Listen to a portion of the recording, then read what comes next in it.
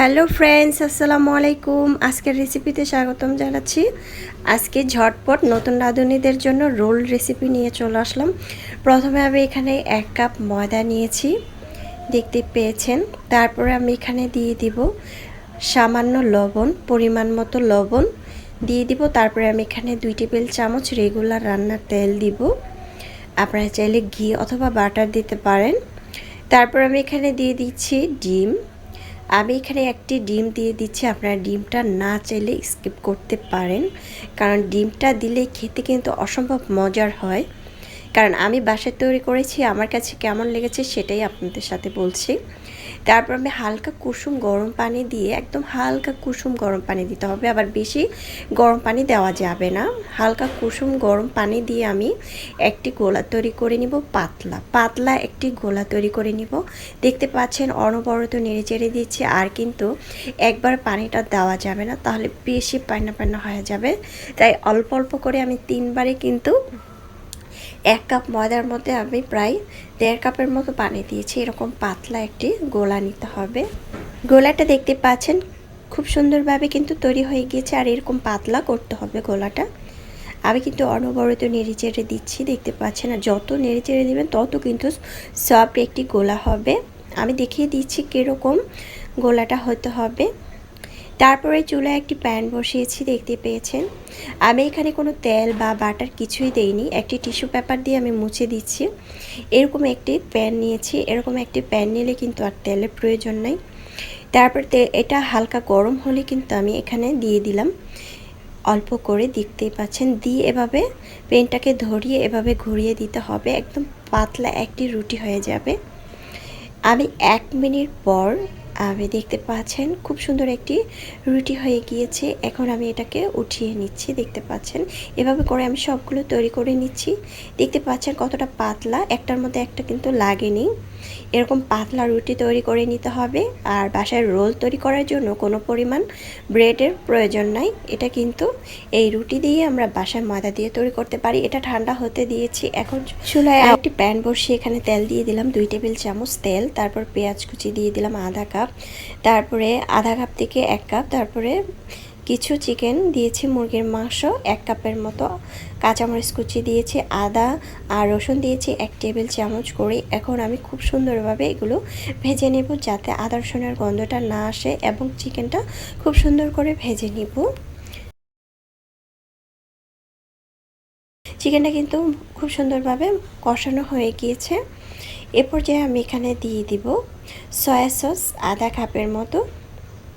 Soya সসটা একটু বেশি পরিমাণ দেওয়ার চেষ্টা করবেন। এখন কিছু গুঁড়া মশলা দিয়ে দিচ্ছি, হলুদের গুঁড়া, মরিচের গুঁড়া, গরম মশলার গুঁড়া, জিরার গুঁড়া, মরিচের গুঁড়া দিয়ে দিলাম, আর কিছু গরম মশলার গুঁড়া দিয়ে খুব সুন্দরভাবে কষিয়ে নিব। আর যত কষাবেন খেতে কিন্তু তত ভালো লাগবে। কষানোটা খুব সুন্দর হয়েছে। আমি কিন্তু 1/2 টেবিল চামচ করে মশলার গুঁড়া দিয়েছি, গুঁড়া মশলা। এখন দিয়ে দিলাম টমেটো সস আধা কাপের মতো। টমেটো সসটা দিয়ে আবারও একটু নেড়ে চেড়ে মিক্স করে একটু কষিয়ে নিলাম। তারপর আমি এখানে দিয়ে দিচ্ছি বাঁধাকপি, আর দিয়ে দিচ্ছি গাজর কুচি। বাঁধাকপি 1 কাপ আর গাজর কুচি 1 কাপ দিয়ে এখন আমি নেড়ে চেড়ে এটাকে খুব সুন্দরভাবে রান্না করে নিব। এখানে কোনো পরিমাণ পানি দেওয়ার প্রয়োজন নাই। দেখতে পেয়েছেন খুব সুন্দরভাবে কিন্তু এটা হয়ে গিয়েছে। এখন দিয়ে দিচ্ছি কালো গোলমরিচের গুঁড়া আর স্বাদ মতো লবণ, সামান্য লবণ দিয়েছি। সয়া সস এবং সসের মধ্যে, টমেটো সসের মধ্যে লবণ আছে, তাই লবণটা দেখে লবণটা দিতে হবে। এখন আমি নেড়ে চেড়ে মিক্স করে পানিটাকে শুকিয়ে নিব, কারণ এটা কিন্তু আমার হয়ে গিয়েছে। এখন আমি এটাকে উঠিয়ে নিয়ে ঠান্ডা করে নিব। তারপরে যে রুটিগুলো তৈরি করে নিয়েছি দেখতে পেয়েছেন। এখন সাইড থেকে যে আমি পাতলা গোলা তৈরি করে নিয়েছি, সেখান থেকে অল্প কিছুটা রেখে আমি এভাবে সাইড করে দিয়ে দিচ্ছি। সাইড করে দিয়ে এভাবে লেগিয়ে দিচ্ছি, দেখতে পাচ্ছেন। আমি খুব সুন্দরভাবে এটা সাইড থেকে মেখে নিচ্ছি। আর যে সবজির পুরটা তৈরি করে নিয়েছি চিকেন সহ, সেটা দিয়ে দিলাম। আমি এখানে 2 টেবিল চামচ করে দিয়েছি, দেখতে পাচ্ছেন। এভাবে করে দিয়ে আমি সাইড থেকে ঘুরিয়ে নিব। আমি কিন্তু এই যে 2 পাশ থেকে ঘুরিয়ে নিচ্ছি। আমি কি করে বানাচ্ছি সেটা ফলো করলেই কিন্তু আপনারা পাবেন, দেখতে পাচ্ছেন। আমি কিভাবে সাইড থেকে ঘুরিয়ে তারপরে এভাবে করে মুড়িয়ে নিচ্ছি। দেখেন সহজ রোল। আমরা কিন্তু নামি দামি রেস্টুরেন্ট থেকে এই রোলগুলো অনেক দাম দিয়ে তৈরি করে খেয়ে থাকি। আমরা কিন্তু চাইলে বাসায় এই মজাদার রোলগুলো তৈরি করে খেতে পারি।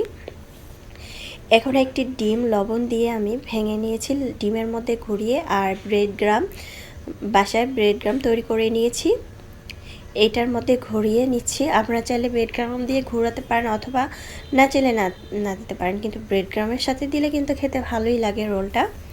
এখন হালকা পরিমাণ তেলটা গরম করে নিয়েছি। আমি এখানে আধা কাপ তেল দিয়েছি। আপনারা চাইলে বেশি পরিমাণ তেল দিয়ে এটাকে ভেজে নিতে পারেন, কিন্তু আমি অল্প তেলেই এটা ভাজার চেষ্টা করছি। এখন চুলার আঁচটা কমিয়ে দিয়ে আমি এটা খুব সুন্দর করে এপাশ ওপাশ করে ভেজে নেব। দেখতে পাচ্ছেন, এটা যদি বেশি ক্রিস্পি খেতে চান সেক্ষেত্রে কিন্তু এটা লাল করে বেশি করে ভেজে নিতে হবে। এখন আমি এপাশ ওপাশ করে এটাকে ভেজে নিচ্ছি। দেখতে পাচ্ছেন, এভাবে করেই কিন্তু আমি সবগুলো তৈরি করে নিব। একটা রোলেই কিন্তু 2 থেকে 3 জন খেতে পারবে কেটে। এটা খেতে অসম্ভব মজার হয়েছিল, আমার কাছে ভীষণ মজার, আর বাসার সবাই তো অনেক মজা করে খেয়েছিল। এটা কিন্তু আমার হয়ে গিয়েছে রোলটা। আমি এপাশ ওপাশ সাইড করে কিন্তু ভেজে নিয়েছি, দেখতে পাচ্ছেন। এখন আমি এটাকে তেলটা ঝরিয়ে উঠিয়ে নিব। আর যে প্লেটটার মধ্যে নেবেন সেই প্লেটটার মধ্যে কিন্তু আগে থেকে একটি টিস্যু পেপার বিছিয়ে নেবেন, তাহলে তেলটা একদম চুষে নেবে।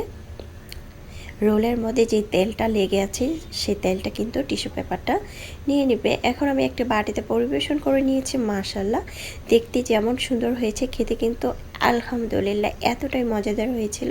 চাইলে কিন্তু এভাবে ট্রাই করতে পারেন।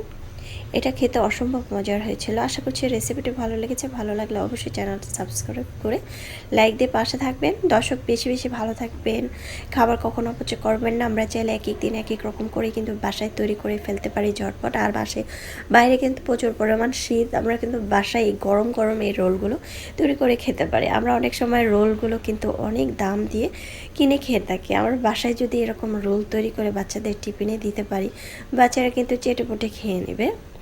এটা খেতে অনেক মজাদার হয়েছিল। চাইলে যারা নতুন রাঁধুনি তারা কিন্তু প্রথম থেকে শেষ পর্যন্ত ভিডিওটা দেখে এটা তৈরি করবেন। ভিডিওটা টেনে টেনে যদি ভিডিওটা দেখেন তাহলে কিন্তু কখন কি মশলা দিচ্ছি সেটা কিন্তু আপনারা দেখতে পারবেন না। চাইলে কিন্তু অবশ্যই এটা ট্রাই করে কমেন্টসে জানাবেন কেমন হয়েছে আজকের আমার রোলটা। আল্লাহ হাফেজ, এনজয়।